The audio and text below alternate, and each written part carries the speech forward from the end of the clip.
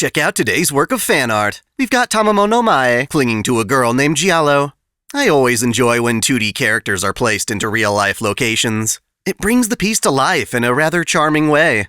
Thank you so much, Lael Hochberg.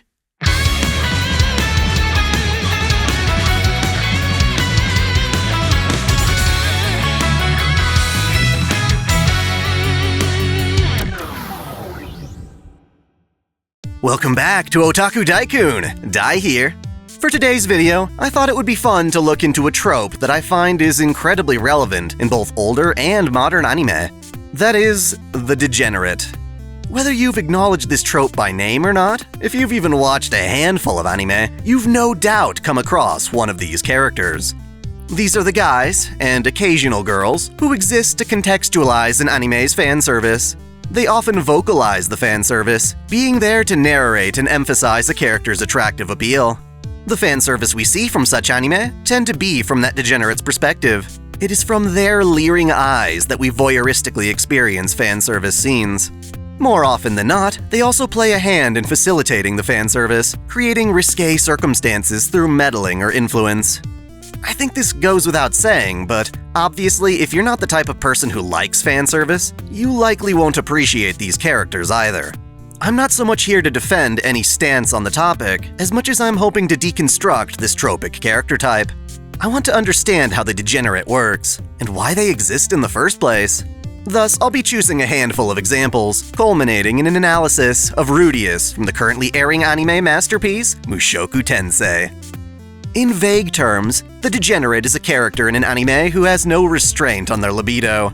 The moment an attractive girl comes on screen or is introduced for the first time, the degenerate is there to sing their praises. Whether it's her personality, bosom, or any other attractive quality, the degenerate will be sure to give the new character an in-depth review, naturally on a scale of how aroused they are. If ever our party goes to, say, a hot springs, you can bet your ass the degenerate will be there to organize or provoke a mission to peep on the girls. While our protagonists are busy trying to save the world, the degenerate is busy finding ways to get the girls into skimpy outfits. Of course, we don't actually need characters like this in an anime to have fan service. All it takes is a shower scene or odd camera angle every so often. So what exactly are the potential merits and downsides of degenerate characters? In general, I think the phenomena can be summed up in this one clip. In it, we have Roxy, a legal loli who's teaching magic to the son of a wealthy noble. During the anime, this bratty student gets hold of a well-crafted figure of Roxy and proceeds to run his tongue all over it. Naturally, Roxy's reaction is of pure shock and bewilderment. That face of hers, right there, is what I think the degenerates are all about. In other words, diegetic fan service. I'm coining this term for myself right now, so I don't think you'll find it on Google, but perhaps you've heard of diegetic music as a comparison. A lot of times in film, music just plays in the background to paint the mood of a scene. Obviously, this music isn't literally part of the scene itself, it's just there for the audience watching. When Rocky Balboa is training for his boxing matches, he's not literally listening to his own theme song. Sometimes, however, a character will do something like turn on a radio or put on headphones, and we get to hear what they're hearing. In film theory, this is called diegetic sound. As it turns out, this logic can also apply to fan service. Many fan service moments in anime aren't narratively contextualized at all. Instead, a scene might just happen to take place in a shower, bathhouse, locker room, or beach.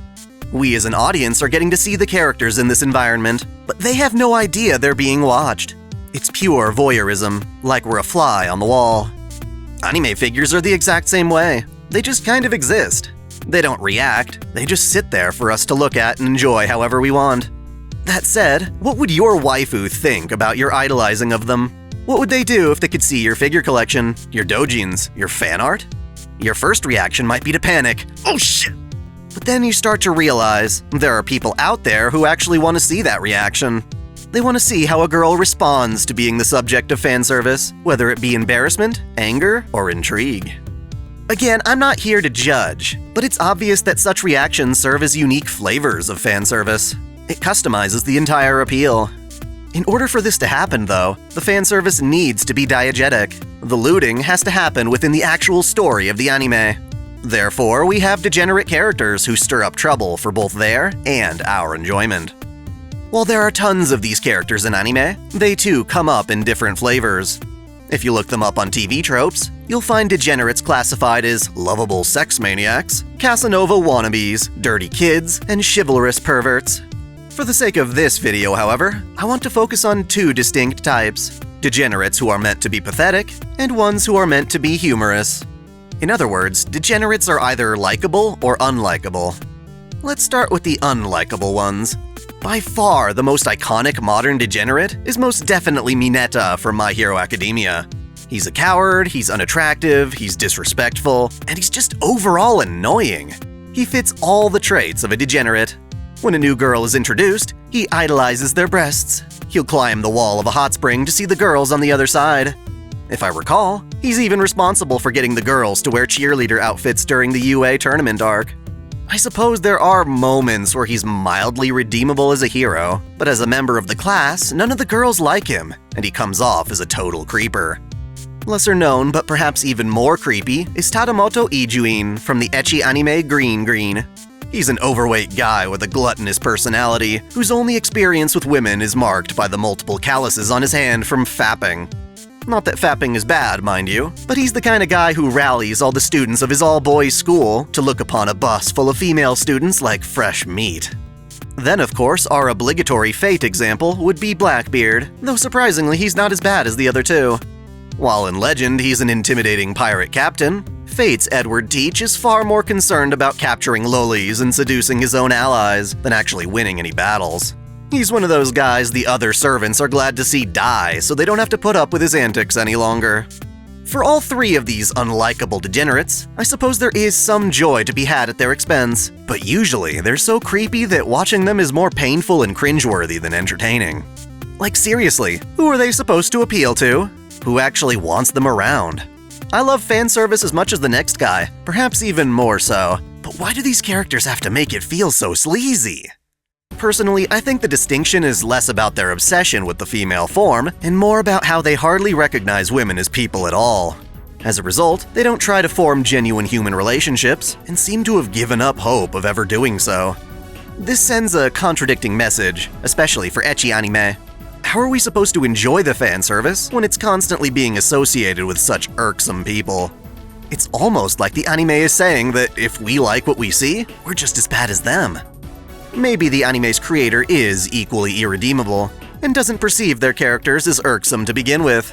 I can't say I have the answers, but I do have some. Overall, the role of the unlikable degenerate is to serve as a fall guy, a sacrifice that takes the blame for all the sketchy parts of the fan service.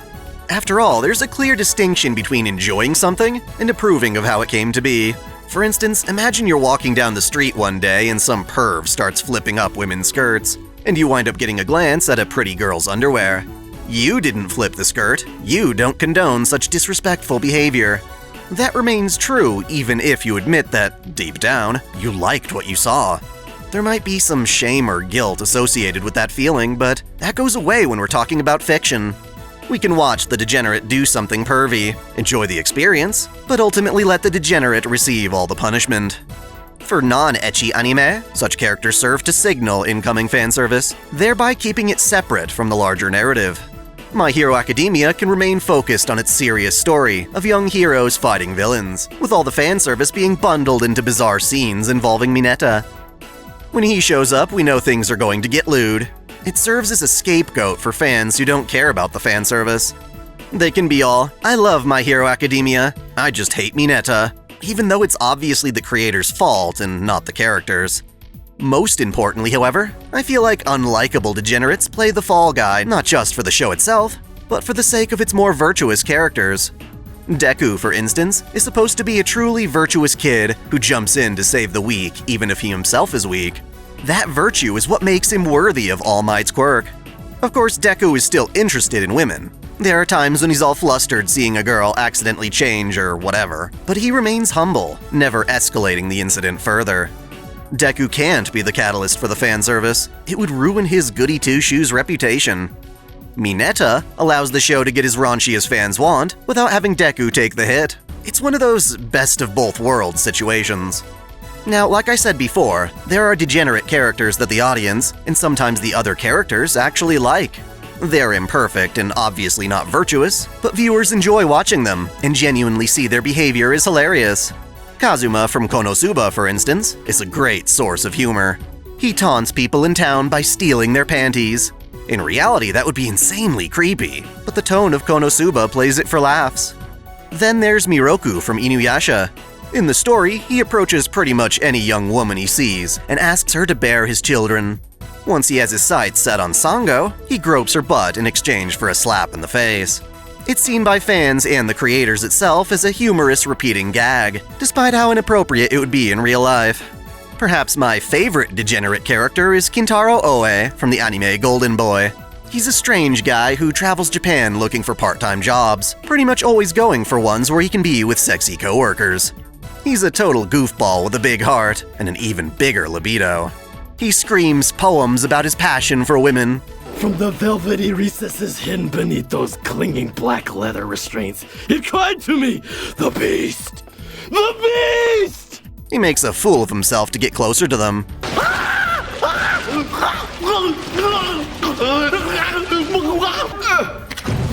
So, how do you like my swimming?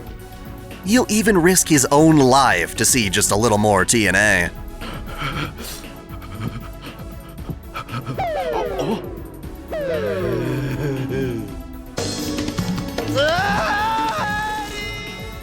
Seriously, if you haven't watched this anime, it's a friggin' classic, especially for its English dub. I've watched it dozens of times and still find it hilarious. Now, of course, humor is subjective. Some people can't take a joke, just as some jokes just aren't that funny. The mileage is going to vary from person to person, but I do think there's a certain reason these guys are more likable than the earlier examples. For one, they're more conventionally attractive.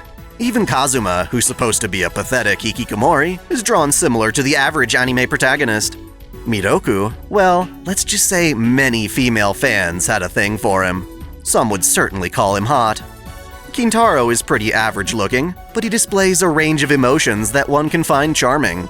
Another major factor is context. In Konosuba, every character has a huge personality flaw. Heck, Darkness gets more lewd than him with her masochism. This makes Kazuma seem more normal when contrasted with his own party. Miroku, while not the most polite about it, does have a reason to seek a woman. If he wants to be freed from his wind tunnel, he must defeat Naraku, but if he can't do it in his lifetime, he'll need to pass on the mission to his child. In Golden Boy, some of the women he lewds are technically lewding themselves, or manipulating him. Lastly, these degenerates aren't wholly bad people. Kazuma does have compassion for his party members. Despite groping her, it's obvious that Miroku truly cares about Sango's well-being. If he were actually hurting her, he'd stop. In Golden Boy, Kintaro pretty much always does more good than harm. When he's not screaming about sea base or his slick wild beast, he's learning from and listening to his coworkers, using his experience to better their lives. All of them are lovable idiots we can't dare officially endorse, but that doesn't stop us from finding merit in their antics. In such cases, the degenerate's behavior is genuinely seen as a joke. Sango doesn't hate Miroku for feeling her up. She could genuinely stop him if she truly wanted. If anything, Kazuma being a panty thief makes him fit in with his show's eccentric cast. Oftentimes, Kintaro knows his behavior is going to earn him an ass-kicking, but that doesn't stop him. The wild eyes of a beast! Second to me! And ultimately, the girls wind up wanting him back in spite of this perversion. It's comparable to how friends behave when they insult each other. They're just kidding around. It's the kind of thing you can only get away with when the relationship is close. At the very least, it seems that the degenerates and their lewded women have more or less come to an understanding by living out a very politically incorrect relationship. This is not to say that women should ever have to feel that way about a degenerate in reality. Rather, it's a testament to the fact that different people have different boundaries. Now, here's where Mushoku Tensei comes in. It's an isekai about a 40-year-old obese shut-in who gets killed by a truck and is reborn into a fantasy world, giving him another chance at life as a boy named Rudius. In some ways, he's genuinely unlikable. Seriously, when he gets kicked out of his apartment, he's fapping to CP. Not Lolicon, but what I presume is the genuine article. Even the bad guys who come to kick his ass and vandalize his stuff think he's disgusting after seeing his computer monitor. While it's possible to explain his behavior, we cannot simply excuse it. That said, the show asks us to forgive him. It's a redemption story in many ways. See, he was dealt a shitty hand during his first go-around at life. His parents died when he was a child, and all throughout his school years he was bullied by his classmates, like tied to a fence and made fun of for his limp penis. It's really awful shit. This pressured him into a life of solitude, where he surrounded himself with games and visual novels. It was a complete escape from reality, and while I personally love escapism, there are healthy and unhealthy ways to go about it. In his case, he completely disassociated from reality. After all, what reverence did he owe a world that treated him like crap? It's likely that disassociation that led him to discovering CP. I feel like if he actually had to confront a child, to acknowledge how awful making that content truly is, he would never have been involved. Instead, real kids just blended into the various pixels on his computer screen, where he could take them at face value and ignore their consequence. Even so, he's not a monster who's transcended beyond hope of redemption. He hasn't directly violated people, and he's certainly not a murderer. I say this because he still has empathy. After getting forcibly evicted, one of the first things we see him do is try to save some random strangers from a swerving truck in the rain. As pathetic and broken as he is, he still has compassion. Giving him a second chance at life proves this. He's still a degenerate, a grown adult in the body of a kid. This lets him get away with things that he could never do otherwise. Even so, his new life comes with a kind and loving family that nurtures him. He learns to overcome his fear of leaving home, and relearns how to interact with others. This propels his adventure forward, leading to an isekai that is both an amazing story and brilliant production values. Of course, Rudius is still a degenerate, but is he the kind we find funny, or the kind we find creepy? Well, both, depending on the viewer. I certainly don't think his degeneracy after being reborn is ever overtly harmful. And as a viewer, I don't mind seeing the fruits of his labor, at least when it comes to the adult characters, like his mom, the maid, or this lovely beast woman. The idea of a baby looting a grown woman is pretty damn funny due to its sheer absurdity. I mean, look at that, it's ridiculous. That said, even if you find him completely despicable, there's no denying the positive impact he makes on people's lives. This new world is much kinder to him, which lets him thrive where our reality failed him. That's what makes this anime so fascinating. It's not telling us how we should think. We can find that answer for ourselves, and the fact that it's not cut and dry morally makes it all the better. If you're not already watching Mushoku Tensei, I highly recommend you give it a shot. The last thing I want to mention before wrapping up this video is that there are indeed female degenerates too. There are girls like Katsuragi, who obsessively grope other women. There are also Fujoshi, literally named Rotten Girl. In the same way that men might lust after anime girls, Fujoshi often fetishize men, typically effeminate men, lusting over fantasies of their gay relationships. These degenerate women do the same thing as their male counterparts, vocalizing and perpetuating the fan service within an anime. Naturally, I do think that there are some nuanced differences, mainly in how men and women are fetishized for different reasons, but the logic still holds true. With that, I want to bring this discussion to you. First off, can you name any degenerates that you're more familiar with? Do you think they're the likable or despicable kind? Do you ever find yourself rooting for or condemning them? And lastly, can you appreciate these kinds of characters, or do you wish they never existed? Let me know in the comments below. Thanks for watching. If you enjoy this channel, help me beat the algorithm by liking, commenting, and sharing the video, subscribing to OtakuDaiKun, and, most of all, smashing that notification bell so you don't miss out on all of my anime discussion, lore, or Let's Play content. If you want to support me directly, there are now 3 ways that all provide the same benefits. You can click join here on YouTube, or join Patreon or Subscribestar for access to exclusive vids and early access. As always, celebrate your fandom.